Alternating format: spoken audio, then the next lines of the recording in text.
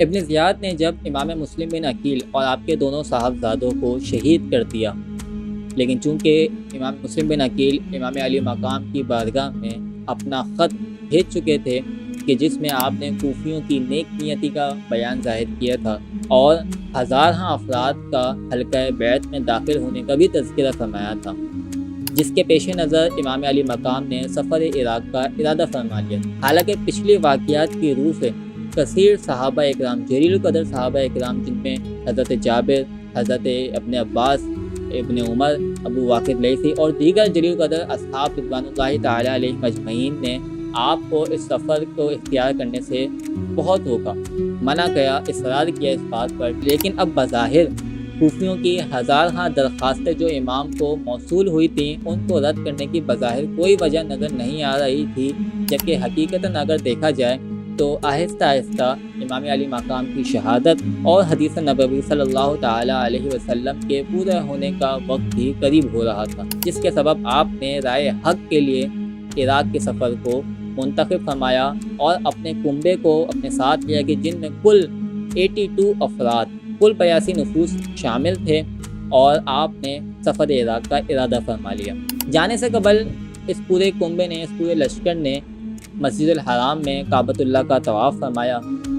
جب یہ پورا لشکر کعبۃ اللہ کے پردوں سے لپٹ کر تڑپ تڑپ کر رو رہا تھا تو اس پورے لشکر کی گرم آہوں اور دل دہلا دینے والے نالوں سے پورا اہل مکہ مغموم ہو گیا تھا۔ اس کے باوجود امام علی مقام اور آپ کے پورے لشکر نے بہت ہی ہمت مردانہ کے ساتھ اپنے سفر کو جاری رکھا۔ تھوڑا سا آگے چلتے ہیں تو ذات عرق یہ ایک مقام ہے کہ جہاں پر امام علی مقام کی ایک شخص سے ملاقات ہوتی ہے جن کا نام بشیر بن اسدی غالب تھا۔ یہ کوفہ سے مسجد الحرام کی جانب آ رہے تھے، مکہ مکرمہ کی جانب آ رہے تھے، تو آپ نے ان سے کوفہ کے حال احوال دریافت فرمائے۔ انہوں نے فرمایا کہ اے فرزند رسول، کوفیوں کے دل آپ کے ساتھ ہیں لیکن ان کی تلواریں بنو امیہ کے ساتھ ہیں، اور ساتھ فرمایا کہ یفعل اللہ ما یشاء، کہ ہوگا وہی جو اللہ نے چاہا ہے۔ تھوڑا سا اور آگے چلتے ہیں تو عبداللہ بن مطیع سے ملاقات ہو جاتی ہے۔ آپ نے امام علی مقام کو روکنے پر بہت اصرار فرمایا،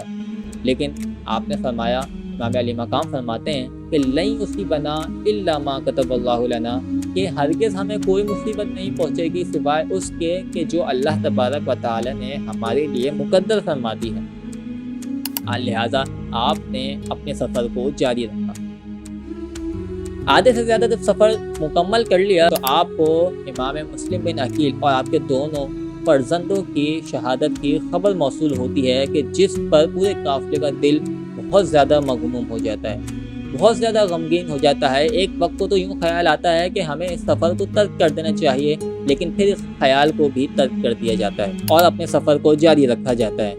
یہاں تک کہ کوفہ اب 2 میل دور رہ گیا ہے تو اچانک سے جناب ہور کے ساتھ ابن زیاد کے 1000 افراد کا لشکر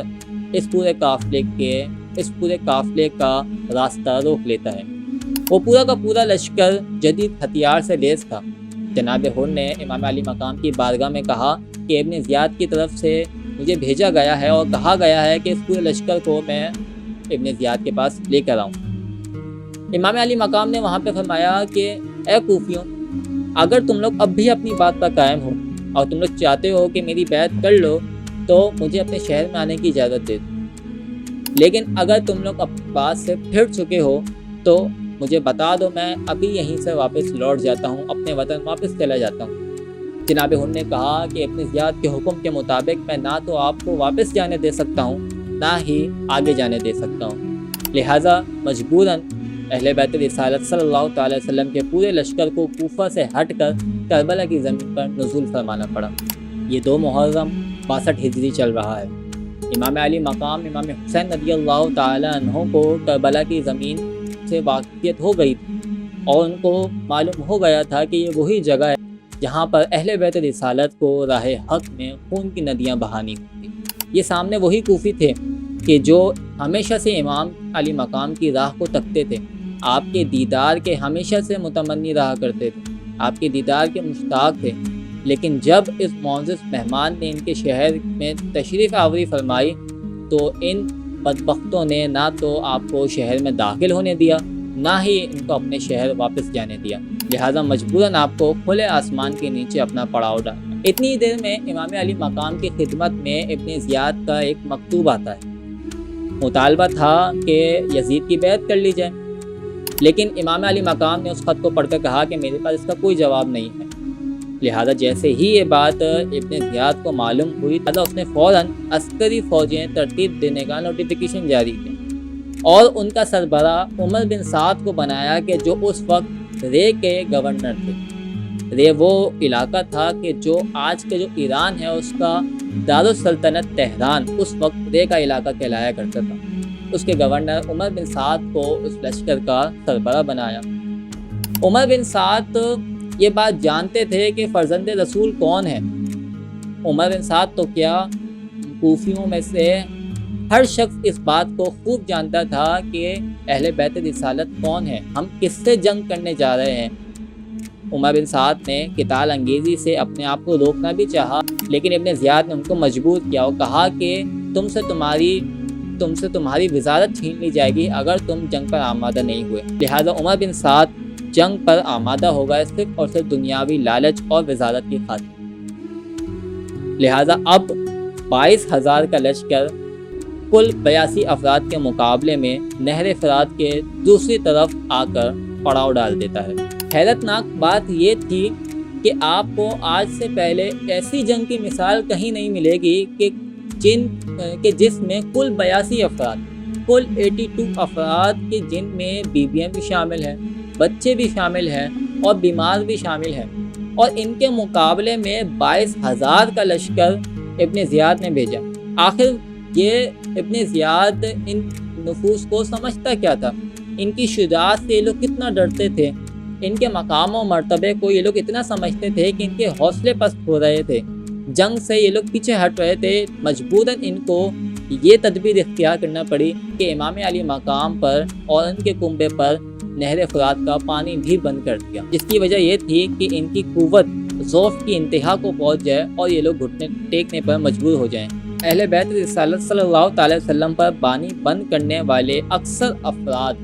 ان لوگوں کی تھی،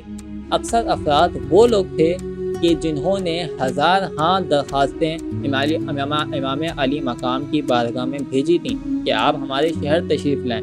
لیکن جب ان کے شہر میں تشریف لائے تو انہوں نے اپنا منہ پھیر لیا۔ نہر فرات کا بے حساب پانی ان سیاہ باطنوں نے اہل بیت رسالت پر بند کر دیا، یہاں تک کہ نادان بچے پانی کے ایک ایک قطرے کے لیے تڑپ رہے تھے۔ نور کی تصویریں پانی کی شدت سے دم توڑ رہی تھی، اور ساتھ ہی سامنے اتنی بڑی نہر ہونے کے باوجود بھی اہل بیت رسالت کو تیمم کر کے نماز پڑھنی پڑ رہی، اور اسی طرح بے آب و دانہ بنا کسی پانی اور کھانے کے 3 دن گزر گئے۔ اس جنگ میں اگر اور کوئی ہوتا تو اس کے حوصلے ضرور پست ہو جاتے، لیکن یہ فرزند رسول صلی اللہ تعالی علیہ وسلم ہے کہ جن کے عزم و استقلال میں ذرہ برابر بھی فرق نہ آیا۔ اتنے کثیر بلاؤں کے ہجوم نے، اتنی کثیر مصیبتوں نے بھی آپ کے پیروں میں جنبش تک نہ آنے تھی، اور آپ اپنے مقصد اور عزم سے پیچھے نہ ہٹے۔ 10 محرم تک یزید کے لشکر میں یہ بحث جاری رہی کہ اب امام علی مقام اور ان کے ساتھ ہی یزید کی بیعت کر لیں گے اور اس جنگ کو ختم کر دیں گے، اور اگر ایسا ہو جاتا تو ذہن میں رکھیے کہ یزید آپ کے قدموں پر دنیا کی تمام دولتیں نچھاور کر دیتا، امام علی مقام کو بہت زیادہ احترام و اکرام کیا جاتا، لیکن دین میں جو فساد پیدا ہو جاتا اس کا کبھی پورا نہ ہو سکتا تھا۔ لہٰذا حضرت امام علی مقام امام حسین رضی اللہ تعالیٰ عنہ نے دنیا کی راحت پر ٹھوکر مار دی اور آخرت کے لیے پہنچنے والی مصیبتوں کو بحفاظت بخوشی گلے لگایا، یہاں تک کہ آپ نے اپنے خاندان کا خون بہانا گوارا فرمایا، مگر اسلام کی عزت و آبرو پر حرف آنا آپ سے برداشت نہ ہو سکا۔